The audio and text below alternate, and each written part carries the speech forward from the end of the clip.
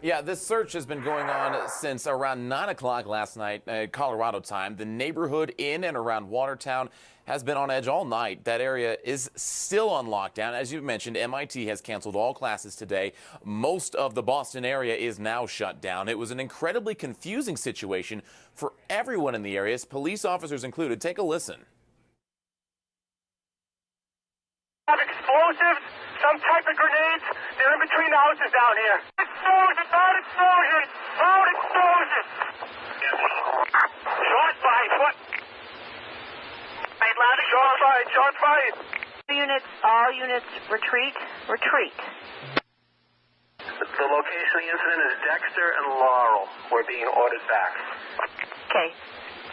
Minimize radio traffic. Let's go to a safe location. Advise me when you are ready. Safe perimeter, please. Safe perimeter. Reporting that they may not have the second suspect. Okay, may not have the second suspect. He may still be out there.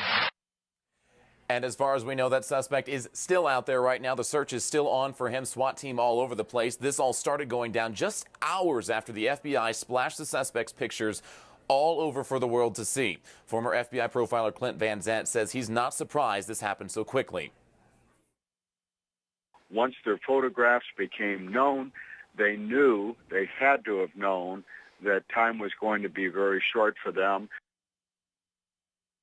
So, the Associated Press is reporting that these two suspects are brothers. They've apparently been in the U.S. for more than a year and are here legally. They are permanent residents, and the AP is saying that one of them has a Massachusetts driver's license. That's also according to NBC News. The suburb of Watertown remains on lockdown right now as they search for that second suspect. I'm checking more sources. Still, SWAT team looking for that second person. We've been watching the SWAT team go into homes looking for that second suspect. The guy in all the photos that they're looking for is the one with the white hat. This is a rapidly developing situation. We'll be back with you with any updates as we get them, guys.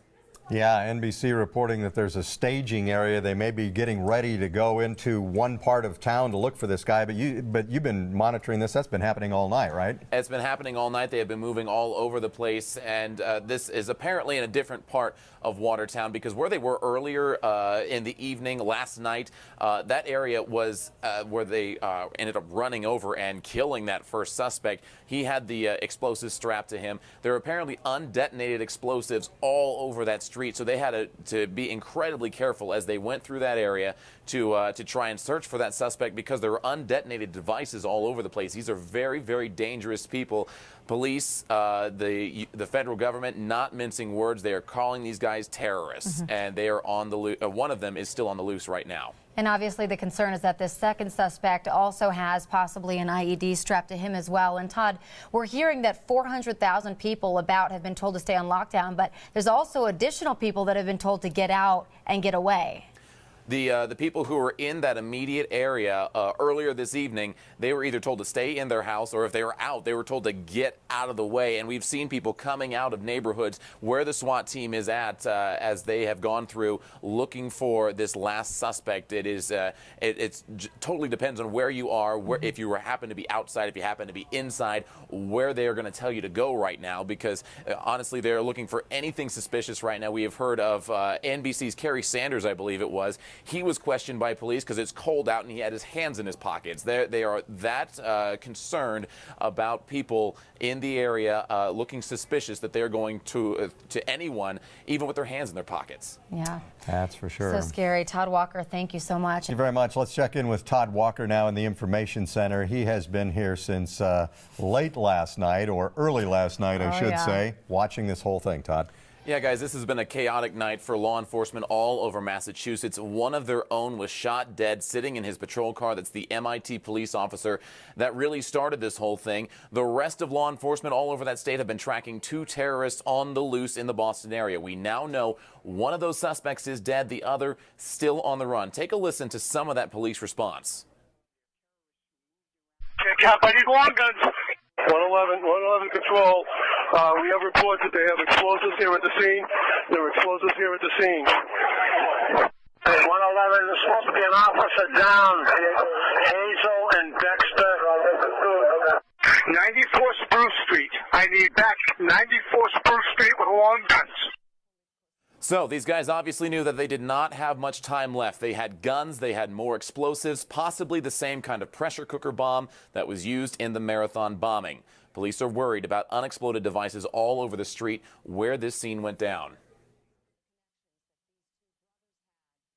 They made a decision that they're going to do everything they can to shoot their way out, and the investigation continues. All right, so let's go ahead and recap what we know so far. Again, one suspect is dead. The guy with the black hat that you've surely seen since their photos were released last night. He is dead. Police say the guy with the white hat, suspect number 2, is still on the run. He's the one who police say was spotted planting the bomb at the Marathon. He is considered armed and dangerous. NBC News is reporting these two suspects are brothers. The suspect who has been killed, NBC News is naming as 26-year-old Tamerlan Tsarnaev. His brother is still alive as far as we know and is on the run. His name is Dzhokhar Tsarnaev. NBC is saying they came here with their family in 2002 or 2003, so they've been in the U.S. legally for more than a decade now. Right now, the entire Boston area is being told to stay in place, to stay in their homes with the doors locked, to not open the doors unless an identified police officer says to. The city of Boston is more than 500,000 people. If this extends to the entire metro area, that's more than 4 million people. This is a rapidly developing situation. We're going to let you know as soon as we learn anything more. Corey, Gary. All right, thank you very much, Todd. Boston police now are saying that all taxi service for the city is shut down. There's also a flight restriction for the Boston area as well that affects Logan Airport. Flights are not going in and out of this area. It's an incredibly busy airport. They do not want this guy getting away. The city of Boston, as we mentioned, more than 500,000 people. If this lockdown extends to the entire metro, that's more than 4 million people. Boston, it is closed for business today, at least until they catch this remaining suspect. Really, the definition of a terrorist is on the loose in Boston. This is a rapidly developing situation. We'll let you know as soon as we learn anything, but first we want to get a check of your forecast with Becky Ditchfield. Check in with Todd Walker, who's out in the Information Center. Todd? Yeah, guys, we want to talk about the impact that this is having on the Boston area. The Logan Airport, one of the busiest airports in the country, it is shut down, or not shut down, but there's a flight restriction in place, so flights are not going in or out of the area. They do not want this remaining suspect to get away. There's also no taxi service for the entire city of Boston. The entire city, it's on lockdown. The city is more than 500,000 people. The entire metro area, more than 4 million people. These two suspects, terrorists really, they are brothers. NBC is reporting they came here in 2002 or 2003 legally, so they've been here for more than a decade. The first suspect is dead. The second suspect, Dzhokhar, he is still on the loose, although Pete Williams, as you mentioned, is reporting that they know where he is right now. They are working to get him into custody and bring this thing to an end as soon as they can. Let's send it over to Becky Ditchfield for a check of your forecast.